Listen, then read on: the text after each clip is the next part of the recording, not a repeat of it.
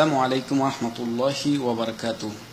সুপ্রিয় ভাতৃমণ্ডলী, আপনাদেরকে একটি কিতাব সম্পর্কে আলোকপাত করব। কিতাবটির নাম হলো মাযহাব কি ও কেন। এই কিতাবটি রচনা করেছেন আপনার আল্লামা তাকি উসমানী সাহেব, যাকে দেওবন্দি ফিরকার ফিকের ক্ষেত্রে সবচাইতে মান্যবর মানা হয়। আর কিতাবটি মোহাম্মদী বুক হাউস, ঐতিহ্যবাহী রুচিশীল প্রকাশনা প্রতিষ্ঠান, ইসলামী টাওয়ার, বাংলা বাজার, ঢাকা 1100।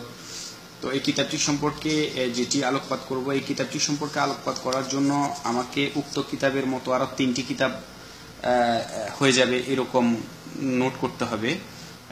আপনারা হয়তোবা দেখছেন যে হাইলাইটস করা ইয়েলো যে লাইনগুলো দেওয়া, কারণ এই কিতাবের ভিতরে প্রত্যেকটা জায়গায় আপনার এরকম শত শত আপনার স্ববিরোধী কথা পাবেন, যেগুলো আসলে মানে আপনাকে কনফিউশন করে ফেলবে। যদিও বা তাকি উসমানী সাহেব একজন মান্যবর ব্যক্তি এবং দ্বীনের জ্ঞান রাখেন, আমি জানি না উনি কেন এরকম মন্তব্য করলেন, স্ববিরোধী মন্তব্য করলেন, নাকি আমাদের দেশের যারা মাযহাবী মুকাল্লিদ আছে তাদের নিজস্ব মত ওনার নামে ঢুকিয়ে এটা পাবলিশ করেছেন, আমি জানি না। তো আমি আসলে আপনাদেরকে যেই সম্পর্কে আলোকপাত করব সেটা হলো যে তাকলিদ সম্পর্কে। তাকলিদের পক্ষে লিখতে গিয়ে উক্ত কিতাবে আলোকপাত যেটা হয়েছে সেটা হলো যে দেখে নেন 18 নম্বর পৃষ্ঠা, মাযহাব কি ও কেন।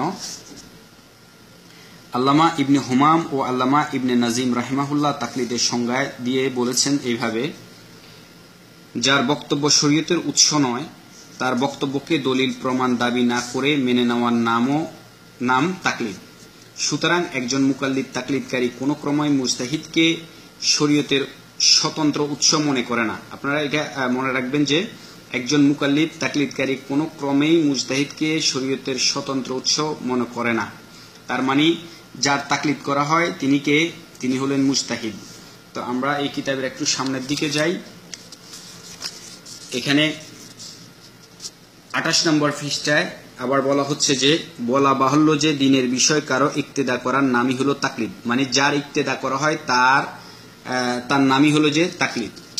উক্ত কিতাবের 31 নম্বর পৃষ্ঠায় গেলে আপনি পাবেন যে এখানে রাসূল সাল্লাল্লাহু আলাইহি ওয়াসাল্লামের একটি হাদিস কোট করা হয়েছে, তোমরা আমাকে দেখে আমার ইক্তেদা করো আর তোমাদের পরবর্তীরা তোমাদের দেখে ইক্তেদা করবে।